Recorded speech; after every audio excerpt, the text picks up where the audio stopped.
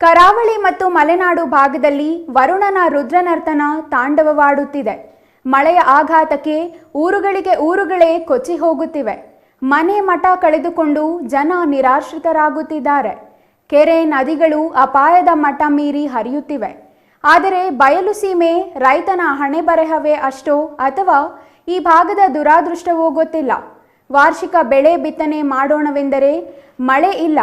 ಇದರಿಂದ ಉಳಿಮೆ ಮಾಡಿಕೊಂಡು ಬಿತ್ತನೆಗೆ ಸಿದ್ಧವಾಗಿಟ್ಟುಕೊಂಡಿದ್ದ ಜಮೀನುಗಳು ಸಮಯ ಮೀರುತ್ತಿದ್ದರೂ ಬಿತ್ತನೆಯಾಗದೆ ರೈತರು ಆಕಾಶದತ್ತ ಮುಖ ಮಾಡುವಂತಾಗಿದೆ.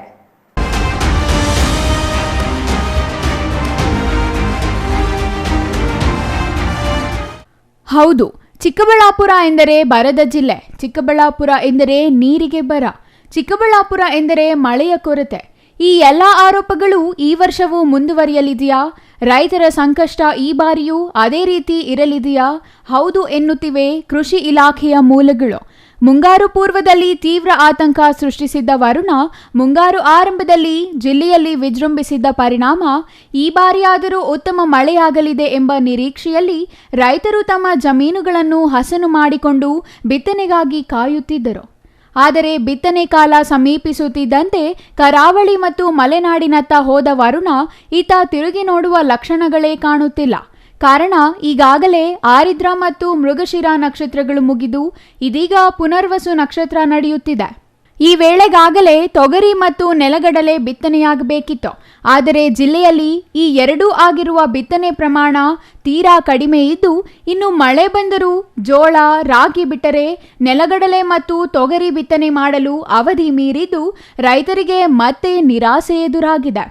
ಜನವರಿಯಿಂದ ಜುಲೈ ತಿಂಗಳವರೆಗೆ ಜಮೀನು ಉಳುಮೆ ಕಾಲವಾಗಿದ್ದು, ಈ ಅವಧಿಯಲ್ಲಿ ಜಿಲ್ಲೆಯಲ್ಲಿ ವಾಡಿಕೆಗಿಂತ ಹೆಚ್ಚು ಮಳೆಯಾಗಿದೆ.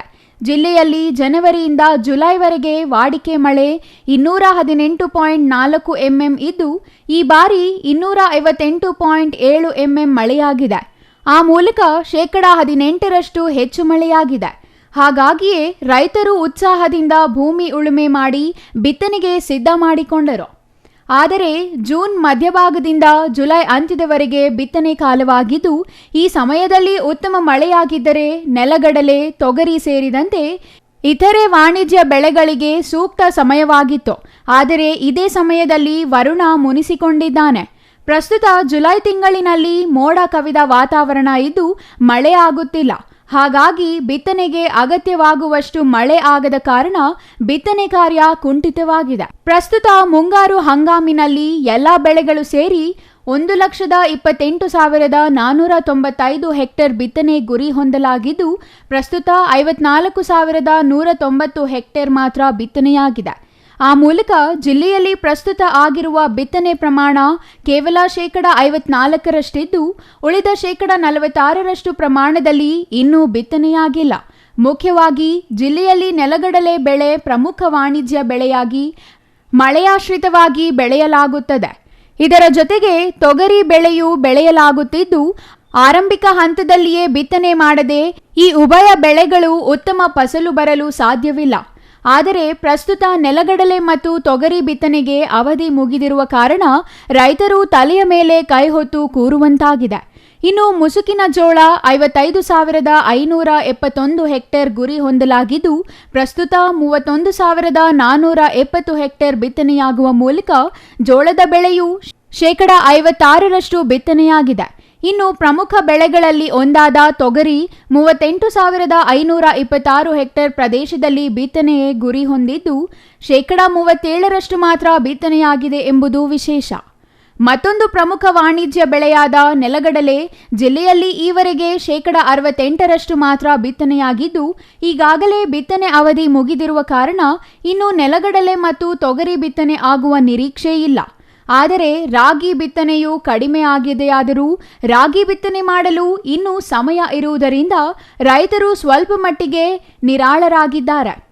ರಾಗಿ ಬಿತ್ತನೆಗೆ ಸೆಪ್ಟೆಂಬರ್ವರೆಗೂ ಕಾಲಾವಕಾಶ ಇರುವ ಕಾರಣ ರಾಗಿ ನಿರೀಕ್ಷೆಗೂ ಮೀರಿ ಬಿತ್ತನೆಯಾಗುವ ಸಾಧ್ಯತೆ ಇದೆ. ಇನ್ನು ರೈತರ ಬಿತ್ತನೆಗೆ ಯಾವುದೇ ಅಡ್ಡಿಯಾಗದಂತೆ ಕೃಷಿ ಇಲಾಖೆ ಮುಂಜಾಗ್ರತಾ ಕ್ರಮವಾಗಿ ಬಿತ್ತನೆ ಬೀಜ ಮತ್ತು ರಸಗೊಬ್ಬರ ದಾಸ್ತಾನಿನ ಬಗ್ಗೆ ಕ್ರಮ ವಹಿಸಿದೆ. ಆದರೆ ಮಳೆ ಬಾರದ ಕಾರಣ ರೈತರೇ ಬಿತ್ತನೆ ಬೀಜ ಖರೀದಿಗೆ ಹೆಚ್ಚು ಆಸಕ್ತಿ ತೋರಿಲ್ಲ ಎಂಬುದು ಅಂಕಿಅಂಶಗಳಿಂದಲೇ ಅರ್ಥವಾಗುತ್ತದೆ. ರೈತರಿಗಾಗಿ ಬಿತ್ತನೆ ಬೀಜ ಪಡೆಯಲು ರೈತ ಸಂಪರ್ಕ ಕೇಂದ್ರಗಳಲ್ಲಿ ಈಗಾಗಲೇ ದಾಸ್ತಾನು ಮಾಡಲಾಗಿದೆ. ಹೋಬಳಿವಾರು ರೈತ ಸಂಪರ್ಕ ಕೇಂದ್ರಗಳಲ್ಲಿ ಬಿತ್ತನೆ ಬೀಜ ದಾಸ್ತಾನು ಮಾಡಲಾಗಿದ್ದು, ತಮಗೆ ಅಗತ್ಯವಿರುವ ಬಿತ್ತನೆ ಬೀಜವನ್ನು ರೈತರು ಪಡೆಯಬಹುದಾಗಿದೆ.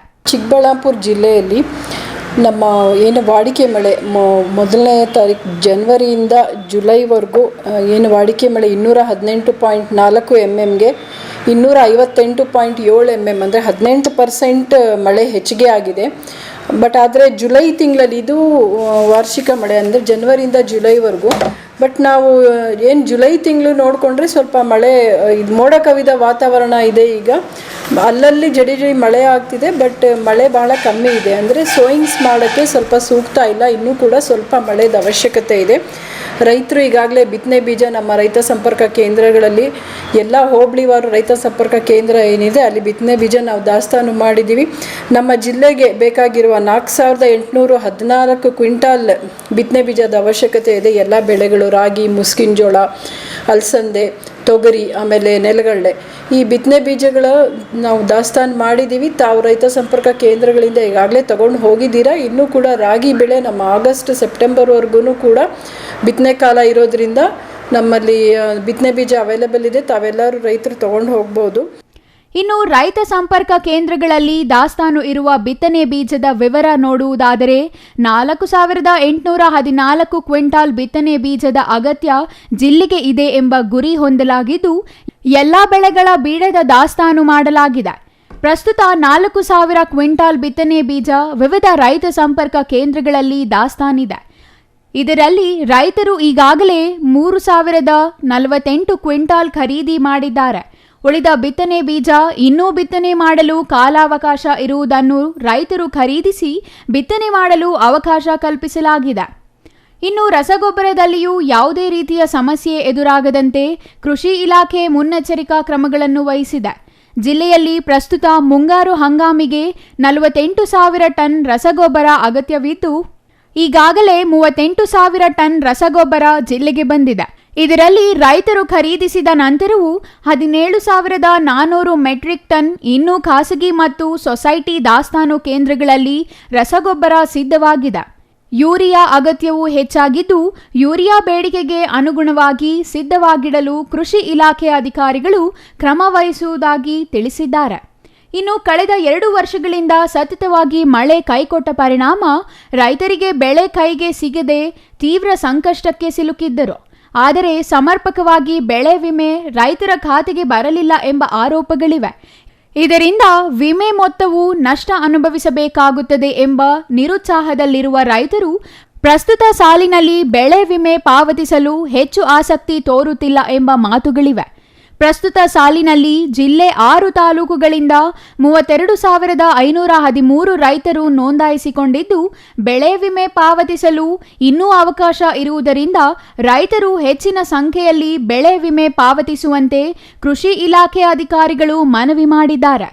ರಾಗಿ, ಜೋಳ, ಮಳೆಯಾಧಾರಿತ ಮತ್ತು ನೀರಾವರಿಗೆ, ಭತ್ತ ನೀರಾವರಿಗೆ, ಹುರುಳಿ, ನೆಲಗಡಲೆ ಮತ್ತು ತೊಗರಿ ಮಳೆಯಾಧಾರಿತವಾಗಿ ಬೆಳೆ ವಿಮೆ ಪಾವತಿಸಬಹುದಾಗಿದೆ. ಚಿಕ್ಕಬಳ್ಳಾಪುರ ಜಿಲ್ಲೆಯಲ್ಲಿ 1,28,495 ಲಕ್ಷ ಹೆಕ್ಟೇರಷ್ಟು ಬಿತ್ತನೆ ಆಗೋ ಒಂದು ಇದು ಕಾಣ್ತಾ ಇದೆ ಈ ವರ್ಷ. ಇದರಲ್ಲಿ ಈಗಾಗಲೇ 54,190 ಹೆಕ್ಟೇರಷ್ಟು ತೊಗರಿ, ನೆಲಗಡಲೆ ಹಾಗೂ ಮುಸ್ಕಿನ ಜೋಳ ಬಿತ್ತನೆ ಆಗಿದೆ.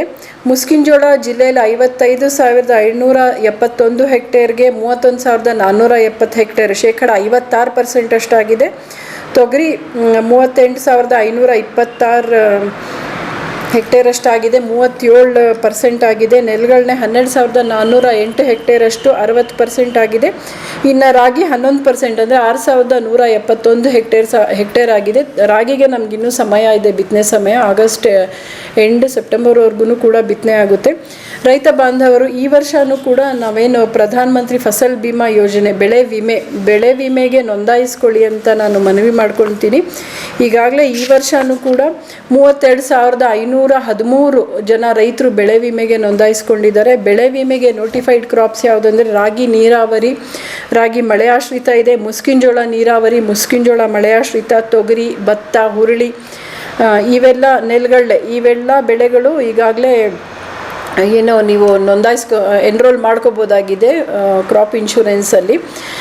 ಈಗಾಗಲೇ ಕೆಲವು ಬೆಳೆಗಳಿಗೆ ಸಮಯ ಮುಗ್ದೋಗಿದೆ. ಅಂದರೆ ಇನ್ನೂ 31 ನೆಲಗಳಲ್ಲೇ ನೀರಾವರಿ ಅಂದರೆ ಮಳೆಯಾಶ್ರಿತ, ಮತ್ತು ಮುಸ್ಕಿಂಜೋಳ ಮಳೆಯಾಶ್ರಿತ, ರಾಗಿ, ತೊಗರಿ ಮಳೆಯಾಶ್ರಿತ, ಭತ್ತ ನೀರಾವರಿ, ಹುರುಳಿ ಮಳೆಯಾಶ್ರಿತ, ಮತ್ತು ರಾಗಿ ನೀರಾವರಿ, ಇದಕ್ಕೆ ಮುಸ್ಕಿಂಜೋಳ ನೀರಾವರಿ ಜುಲೈ 31ನೇ ತಾರೀಕುವರೆಗೂ ಕೊನೆ ಡೇಟ್ ಇದೆ. ಎಲ್ಲ ರೈತ ಸಂಪರ್ಕ ಕೇಂದ್ರಗಳಲ್ಲಿ ಧರ್ಮಸ್ಥಳ ಗ್ರಾಮೀಣಾಭಿವೃದ್ಧಿ ಸಂಸ್ಥೆಯಿಂದ ಮತ್ತು ಕಾಮನ್ ಸರ್ವಿಸ್ ಸೆಂಟರ್ ಇಲ್ಲಿ ತಾವು ಹೋಗಿಬಿಟ್ಟು ಏನು ಪ್ರೀಮಿಯಂ ಅಮೌಂಟ್ ಇದೆ ಅದನ್ನು ಕಟ್ಟಿಬಿಟ್ಟು ನೀವು ಬೆಳೆ ವಿಮೆಗೆ ನೋಂದಾಯಿಸ್ಕೊಂಡು ಇದನ್ನು ಸದುಪಯೋಗ ಪಡ್ಕೋಬೇಕಾಗಿ ನಾನು ಕೋರ್ಕೊಳ್ತೀನಿ. Praveen, CTV news, Chikkaballapur.